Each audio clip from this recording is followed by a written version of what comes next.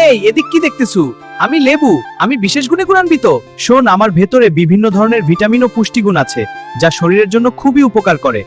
শোন গেদা, আমার ভিতরে সবচেয়ে বেশি পাবো ভিটামিন সি, যা রোগ প্রতিরোধ ক্ষমতা বাড়ায়।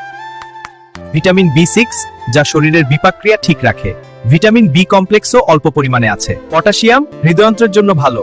এছাড়াও রয়েছে ফোলেট, অ্যান্টিঅক্সিডেন্ট ও সাইট্রিক অ্যাসিড। ভিটামিন সি শরীরকে ঠান্ডা সাহায্য করে। লেবুর রস হজম শক্তি বাড়ায় এবং গ্যাস কমাতে সাহায্য করে।